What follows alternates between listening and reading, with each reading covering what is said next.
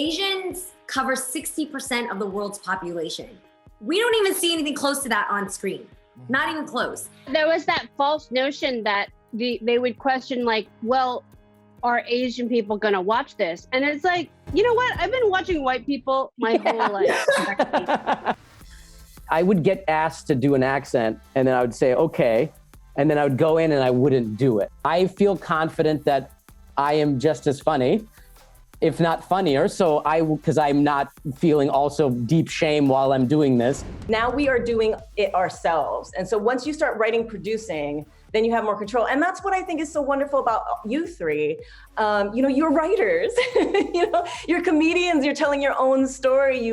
I'm getting chills because I'm saying, no, I have to say my own words too now and start to put myself out there.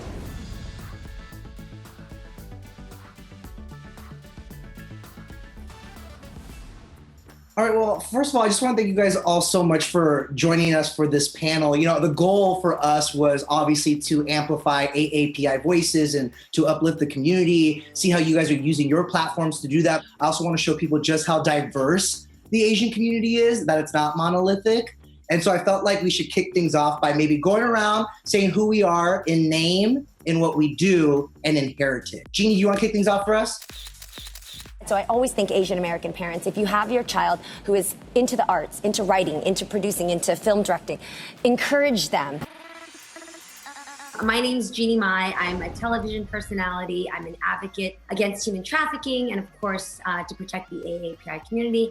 And I'm just really happy to be here. Thank you for repping the AAPI community, and happy Heritage Month to us and everybody else who's celebrating. I told my mother when I was 14, I wanted to be a comedian. And she said, oh, maybe it's better if you just die. I'm Margaret Cho. I'm Korean and Chinese. I am a comedian. I'm an actor, an activist, a musician, a writer, and a pet parent. Just make her stop!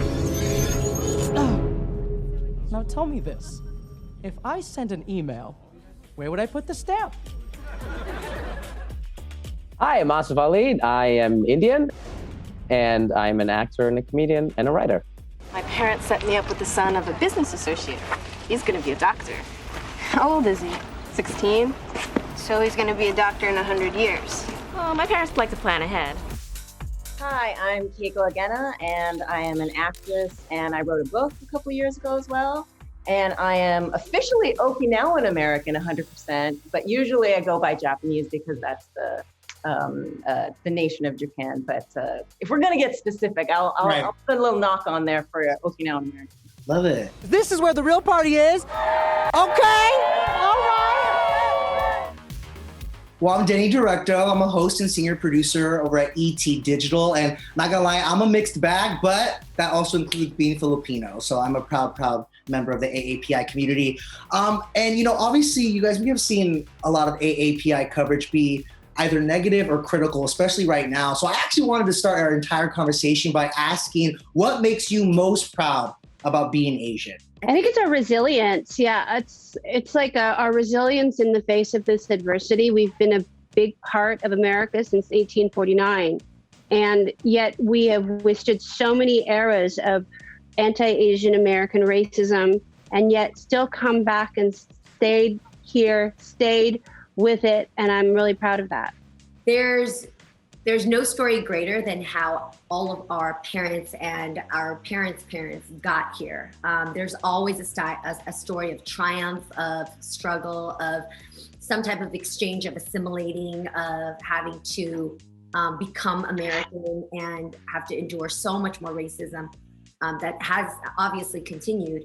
And when I think about what my parents and my parents' parents have gone through, I feel so privileged today. I feel so honored because, they paved the road for me. I'm not climbing on a boat with 13 other people to get here. I'm not, trying to figure out the language to get my citizenship. So truly, my parents allow me to learn what being fearless is like. And through that, I've really learned what being Vietnamese means for me.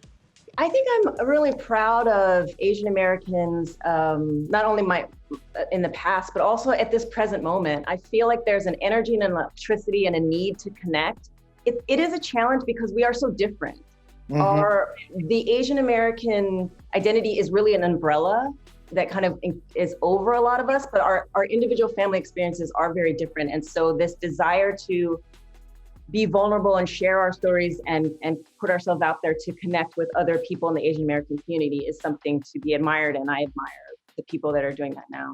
I think it's just, that sense of community and heritage and understanding of your own privilege and where you are now because of other people's sacrifices, and the continuing sort of progression as a community to try to accomplish more and be more seen and heard and inclusive and representative, I think is just what lies ahead. I think I'm really excited about. Before we talk about the future, I do want to look at the past, particularly about your guys' personal stories. Let's start with Margaret. What was life like growing up for you? I think what it is that I never saw Asian American faces or heard their stories on television. And so you really feel invisible.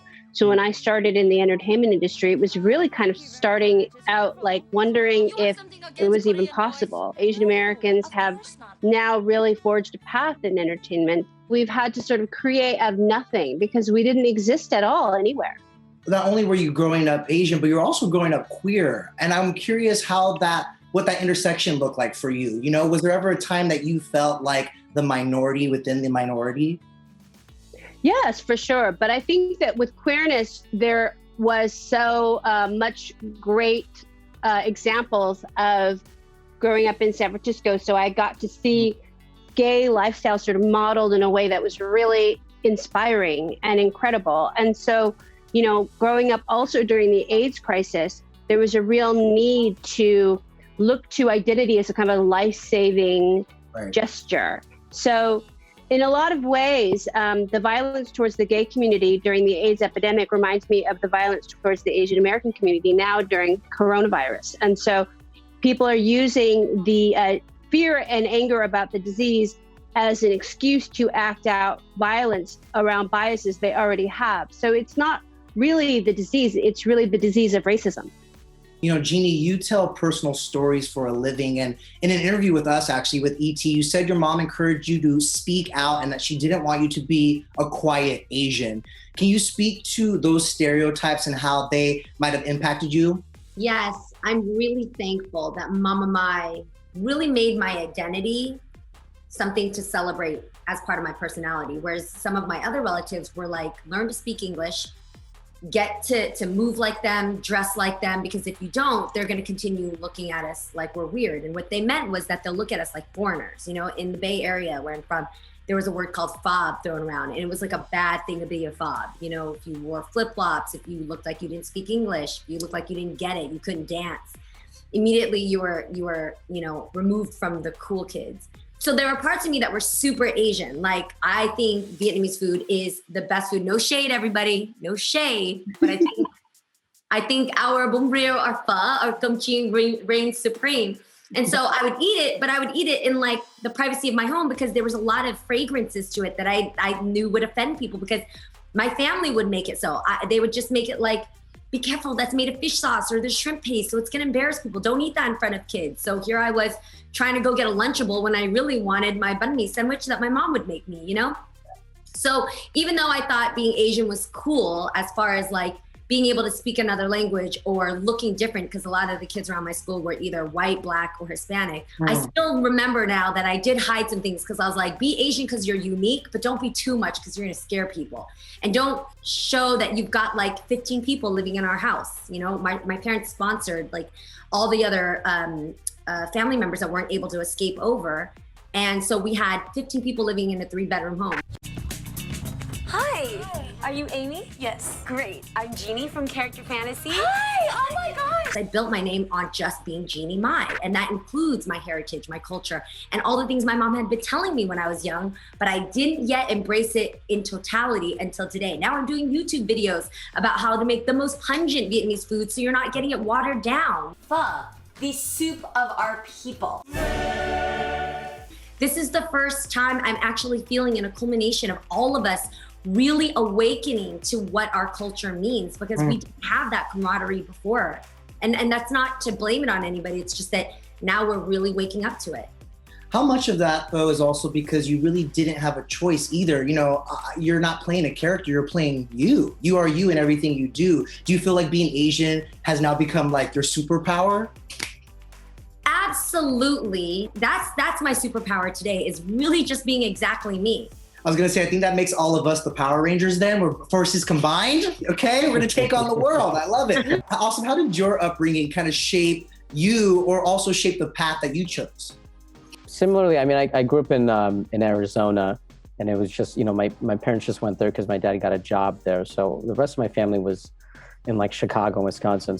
It was fine. I mean, you know, a lot of things that when you grow up, you don't realize until you leave. I remember I got freaked out. Like the first time I went to Chicago, I was at a stop sign and I was waiting across the street and I felt weird. And it was because it was the first time in my life there were like 15 Indian people around me that I wasn't related to.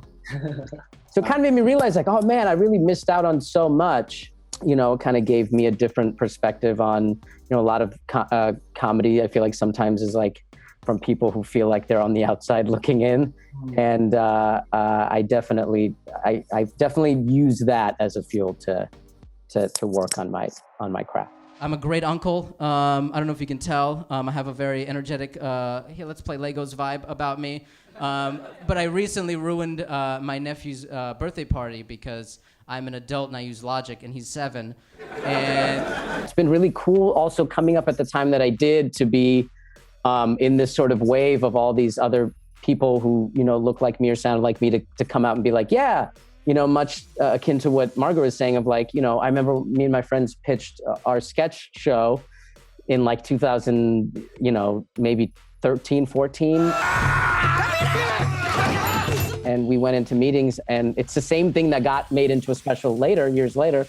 But people were just like, who's going to watch this? Who's the audience? That would always be the thing. Who is this for? And then, you know, like 5 years later for them to come beg us, can you please make that thing for us?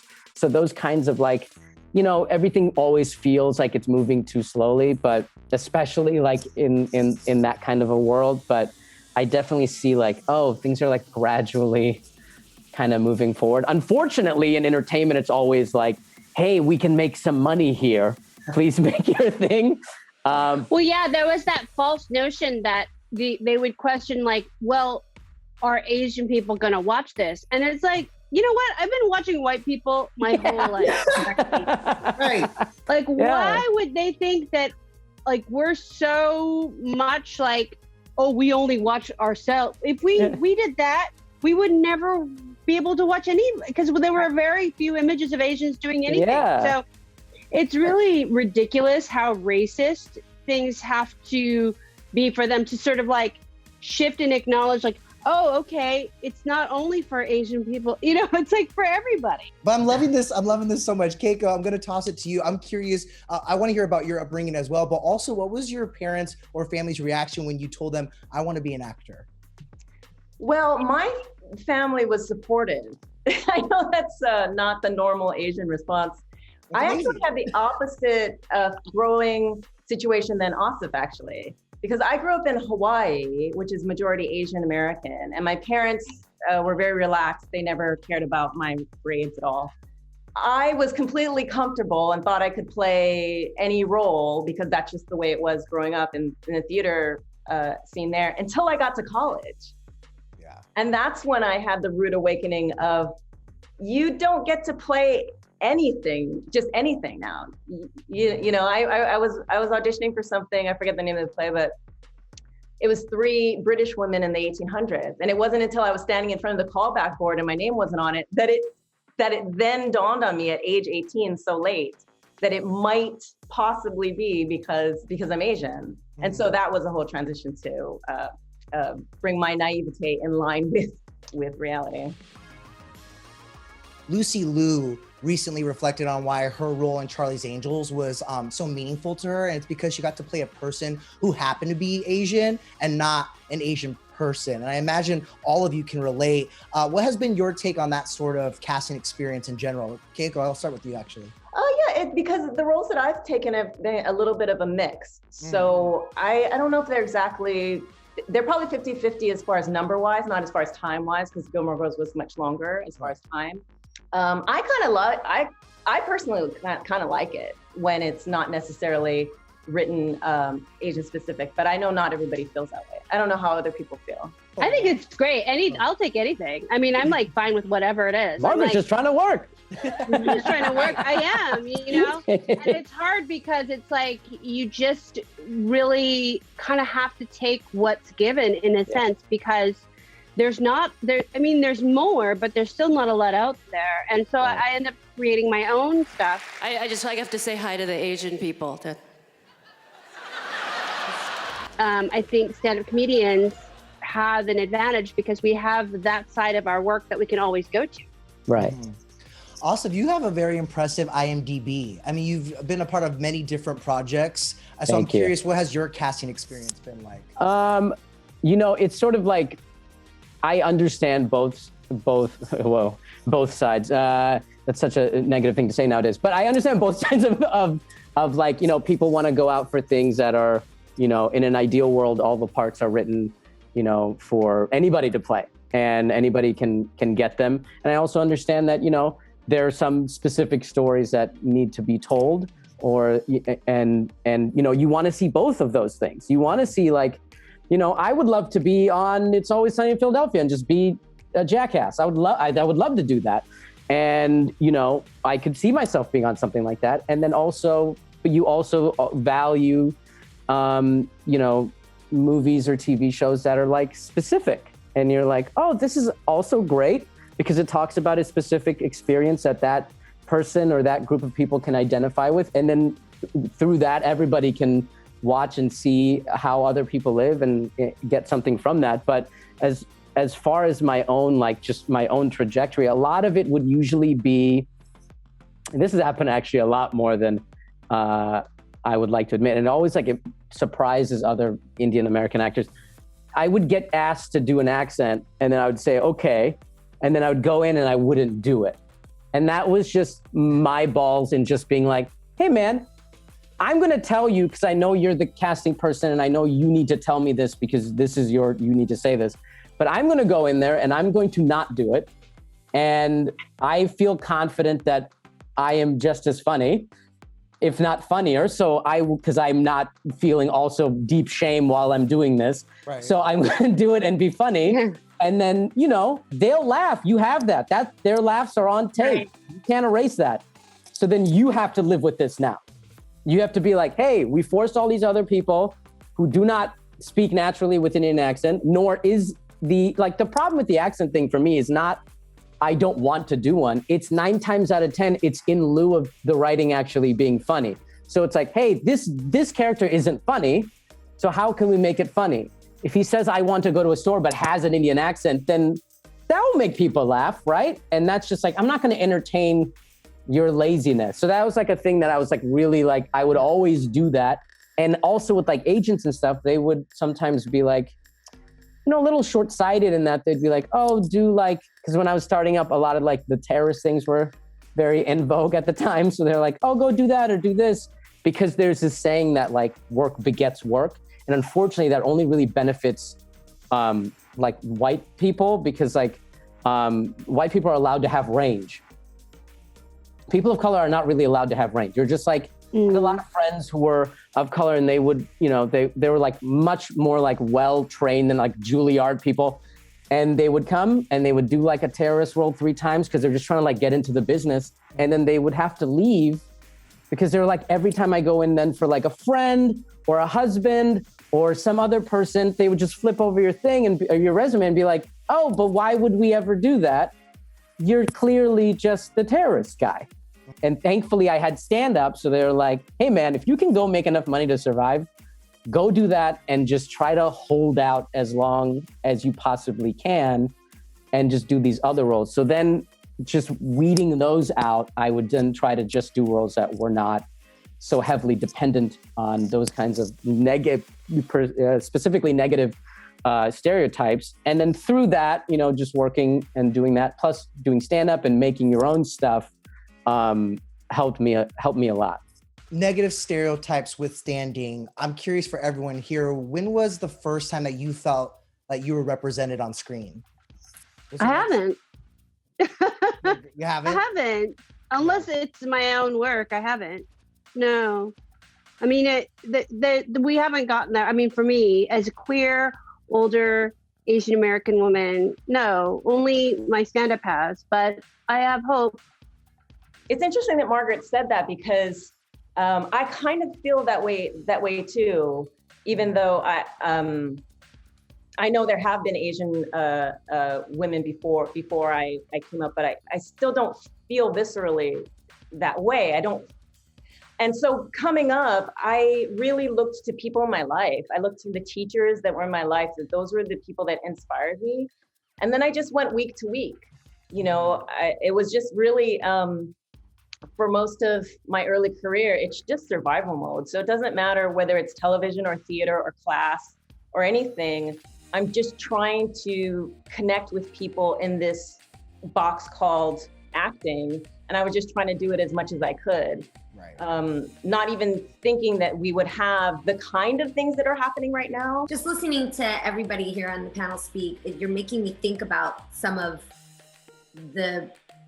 my beginnings and how it got me to where I am right now. Because I remember, if you look at my IMDb, you'll see the first few rows of my shows were all like the sexy sidekick.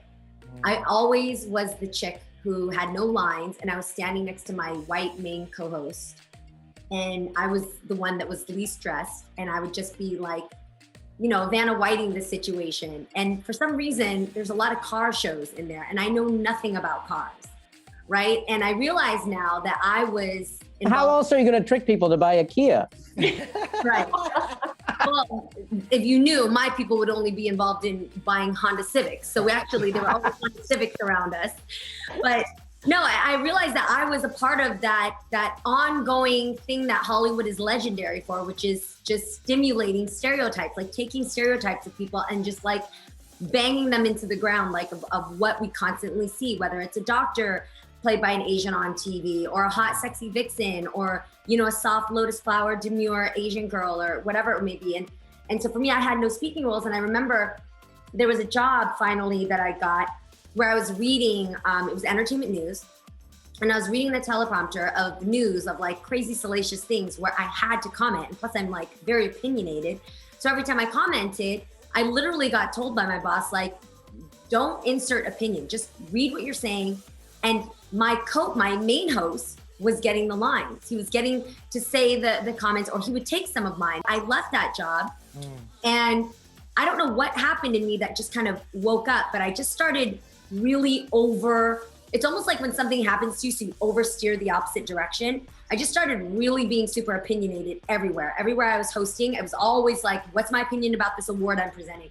What's my opinion about this environment in this show? What's my opinion on every audition I did? I always injected opinion. I had to build that path to show that I'm an Asian American woman who doesn't do math well, who doesn't always just date Asians, who doesn't believe all these Asian stereotypes. When you ask about representation today, Asians cover 60% of the world's population.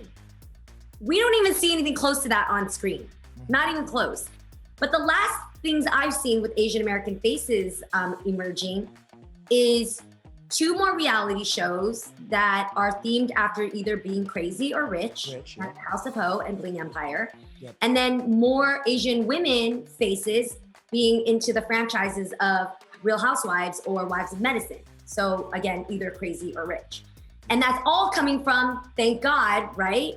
Crazy Rich Asians, which was the last big, you know, office box blowout that like made us go, okay, we're not just Joy Luck Club and we're not just martial artists. Now we're crazy and rich.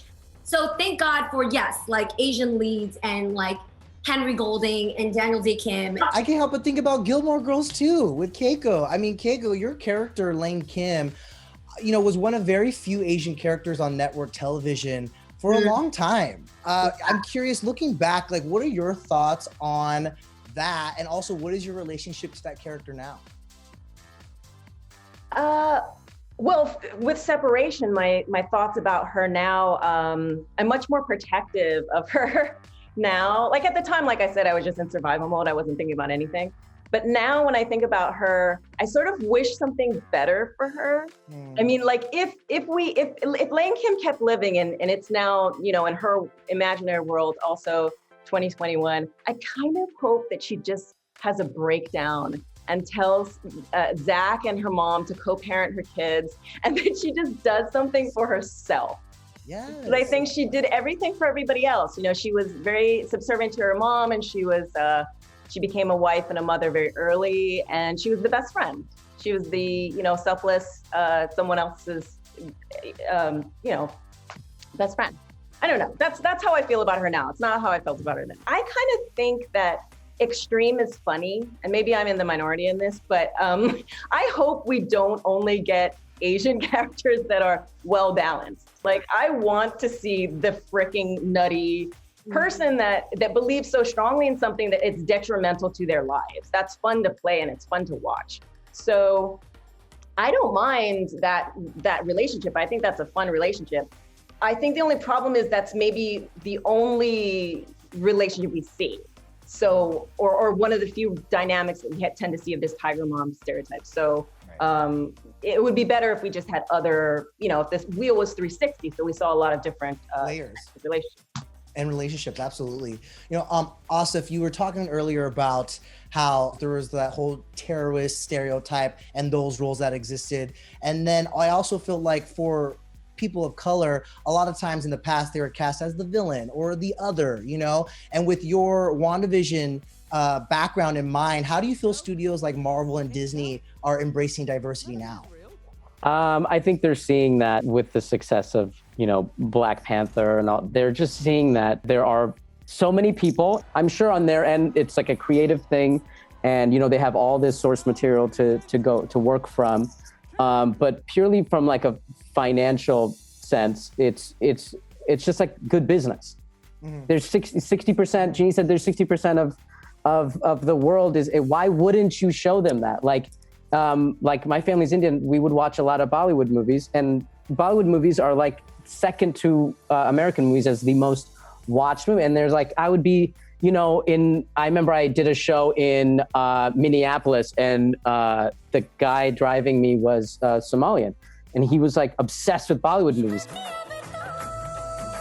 And he told me about all the actors, and if I knew, and I like felt bad because my knowledge of Bollywood movies was not as up to par as his. So it's just like there is such a need to see these kinds of big movies too, because a lot of the movies that we make that are, you know, specific and like they make them into like niche, like this is a niche story about, you know, this Asian family that only like 12 people will watch, but it'll win an award, right?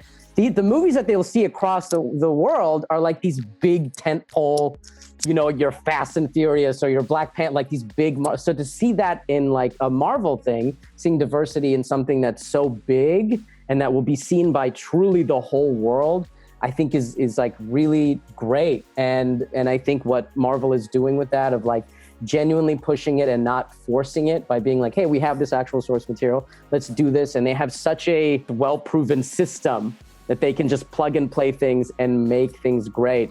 You're fine. You're all going to be fine. When you let us sleep, we have your nightmares. It was just fun for me to be a part and see how that works. And it was really cool to see where it's going and to see all these awesome projects that are being made. And I think, you know, even when I went to India, you know, to see my cousins and do some shows, those were the shows that they were most excited about. You know, they're not like, hey, we saw the Criterion collection. Like, that's awesome. But they're like, hey, we're 14. We want to see something that's, you know, huge and big. And they're not going anywhere. They're not going anywhere. Hey, the music isn't bothering you, is it, pal? In terms of distraction from work or the largely nonsensical nature of the lyrics? The first one. So even to do like WandaVision, like I'm by no means like the lead of the show, but to even see how many people reached out to me about that, it just showed how much of like a desire and a want there is by the rest of the world to be seen in these kinds of like bigger sort of fun productions. It's literally like Diego Luna. He's like, I'm a Mexican in a Star Wars movie. Like, that's a crazy and amazing thing. Yeah, I get it. Well, listen, guys, obviously it's AAPI Heritage Month, but I also want to shed a light on what's going on in the world, particularly, of course, the rise of Asian hate. How are you doing? How are your families doing? I kind of want to kick this to Margaret and Jeannie first, because you guys are both from the San Francisco Bay Area, where for a minute there, it was the epicenter of this violence. How are you guys feeling about it? It's really terrible. I think it's really scary. It doesn't seem to be abating. Actually, it seems to be accelerating. And I mean, I think it's just terrifying. And it's not, I don't understand it anymore. That I can feel like but what is great is the community has really come together to help people. What's sad is they're really targeting elders, which is really very painful and really hard to take. So hopefully there'll be an end to it, but at least we are coming together and trying to stop it. I agree with you, especially since, Margaret, you know, the Bay is truly an example of a melting pot. There's not one, you know, overall race. There's an area where Indian people just like be killing it out there, and Koreans and Chinese, Vietnamese, Black, Puerto Rican, Dominican. It's everything, and you can see it in the kids. When you walk through the Bay, no kid is just one race. There's a lot of mixed race kids, and it's really beautiful. I actually was having a call with my team today because I was so exasperated and I'm desperate because I'm from the Bay and I've done a million of these, like these speaking engagements. Margaret, you and I have crossed paths like 3 or 4 times at yeah.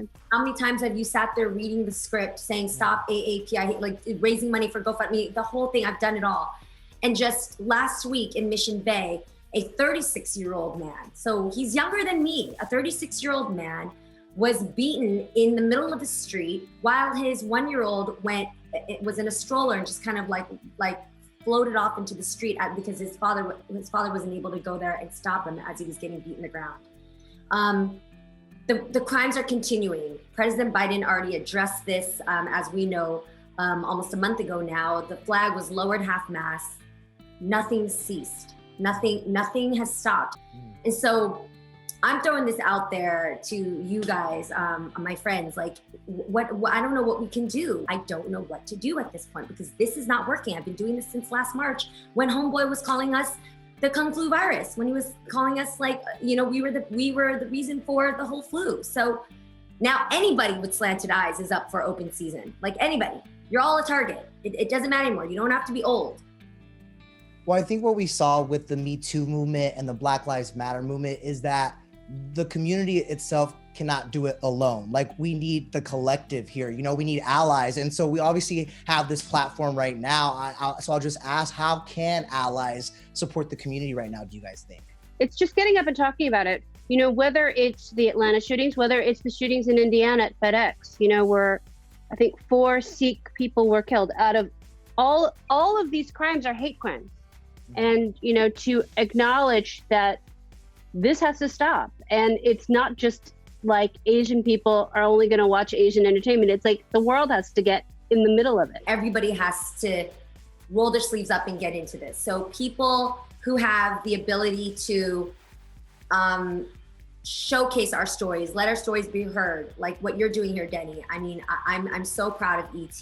I think, you know, I've definitely run across ET's waves a few times, and we've always talked about entertainment news. I've never seen us talk about Asian history. I don't think we've talked about the racism. I've never been a part of a conversation like this. Huge. Ever. Yeah. Huge. And I'm so thankful. But I also know that it takes somebody to have that narrative, to have that, to feel that need to do that. So we need more diversity within these positions of power. We need more people that look like us, that look like people of color, not just us, but Black, brown, everything across the board, so that we can actually see the representation. And then we need more people to speak up. So something's also happening with humanity where we're getting desensitized from seeing people being victimized and hurt.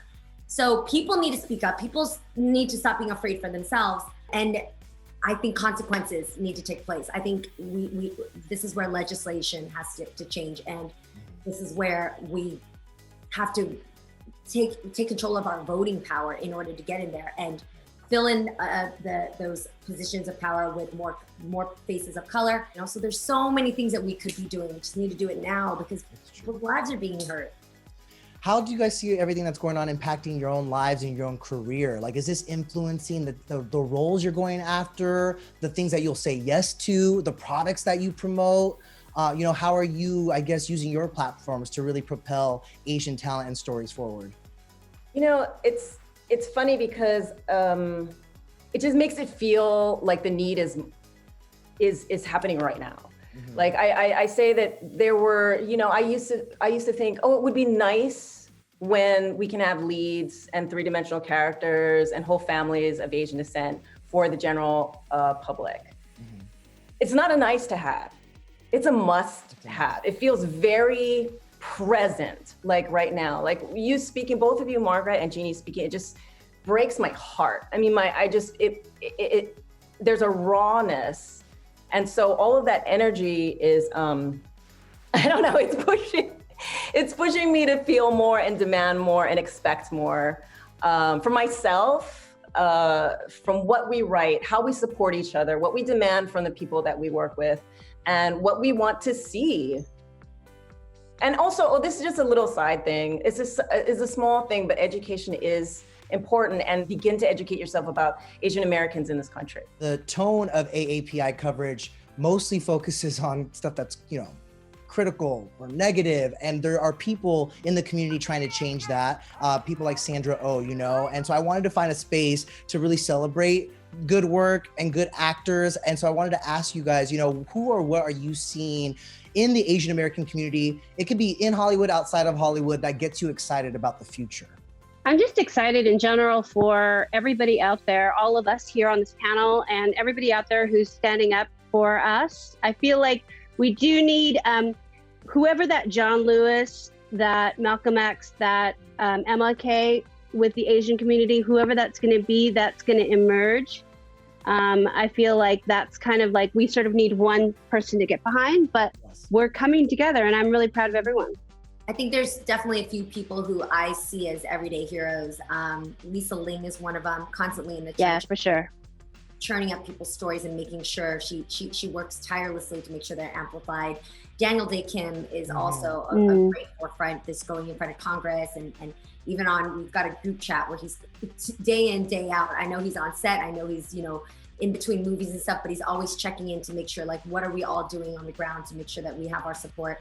I think Gold House is another great place that has just recently recognized their A100, and they put out a beautiful video about what Asian Americans have done to contribute to society. Also, I think Instagram pages like Next Shark is so great. And Cefan, CEFAAN, is where I get a lot of the news coverage around Asian American hate crimes all over. Yeah. So there's a lot of great people. TV, oh my God, she's a reporter. She's the one that puts the OG ones up. Where it's so great.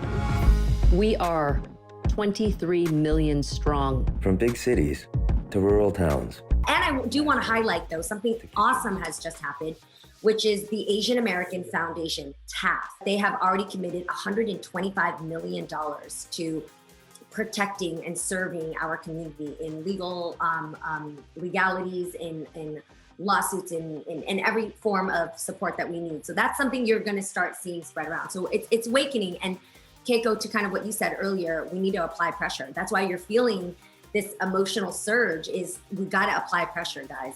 I think what gets me really excited is how much more control we seem to be taking as a community.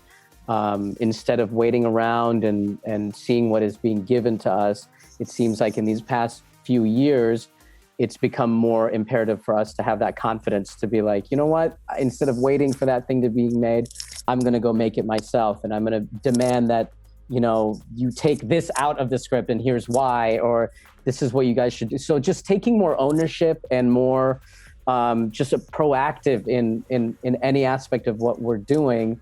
And I think as a collective, we're really moving in a good direction, and especially in light of all these horrible things that are happening. Even seeing, community members get together and being like, we're going to patrol the streets. It's just like you can't wait anymore. And so it's like, it is voting and and legislation and all of that, but just seeing people being like, you know, I'm sick of waiting because waiting doesn't do anything. So we're going to go out there and be proactive on every front. And now because of social media and all of that, it's allowed us, you know, it seems like for the first time to really connect in a way globally and nationally. So we all feel like it's like a unified kind of movement going forward. Exactly what Asif was saying is that now we are doing it ourselves. And so once you start writing, producing, then you have more control. And that's what I think is so wonderful about you three. You know, you're writers, you know, you're comedians, you're telling your own story. I'm getting chills because that's so important. And I almost feel like as an actor, I've kind of, I say other people's words, but even me, I'm saying, no, I have to say my own words too now and start to put myself out there. So I'm really happy to be on this panel with you. And I'm happy to see what's coming in the future. It really has been amazing for me to hear your guys' stories, but to see all of us together as well. So I just can't thank you enough for joining us and being so open and again, sharing your personal experiences. I think this perhaps will be one of my most important interviews ever. So thank you guys all so much for being so open. Thank you for leading this, Denny. Thank you. Together.